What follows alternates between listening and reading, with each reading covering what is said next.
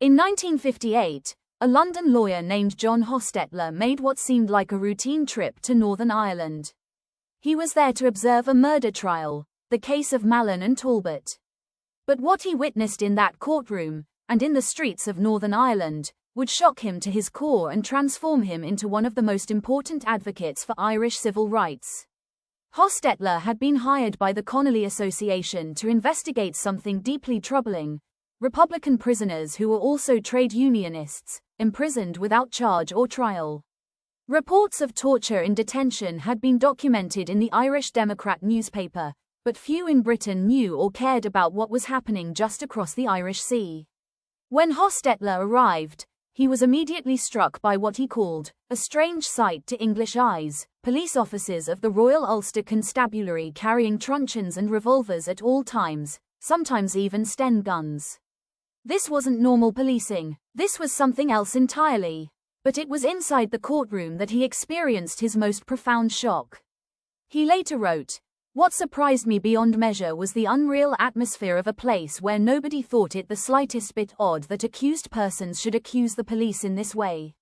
The defendants openly accused police of abuse and torture, and remarkably, the jury, virtually handpicked by the prosecution, actually believed them.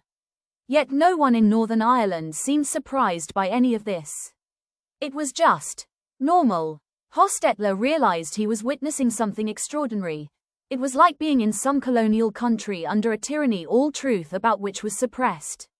He began investigating the legal framework that made this possible. Under the Special Powers Act, nearly 200 people had been interned in the 6 counties, imprisoned indefinitely without charge or trial. He meticulously analyzed how the act violated international human rights conventions and prepared a formal report. His findings were explosive. Here was an English lawyer, an outsider with impeccable credentials, documenting what Irish activists and the Irish Democrat had been saying for years. Northern Ireland was operating under a system of systematic oppression that would have been unthinkable in the rest of the United Kingdom. Hostetler didn't just write a report and walk away. The Irish Democrat newspaper called him a true eyewitness, and he became a tireless advocate. He gave talks across English cities at Connolly Association events, wrote articles, and contributed to the growing labor and civil rights movements. His contribution was a turning point, proof that sometimes it takes an outsider to reveal the truth that's been hiding in plain sight all along.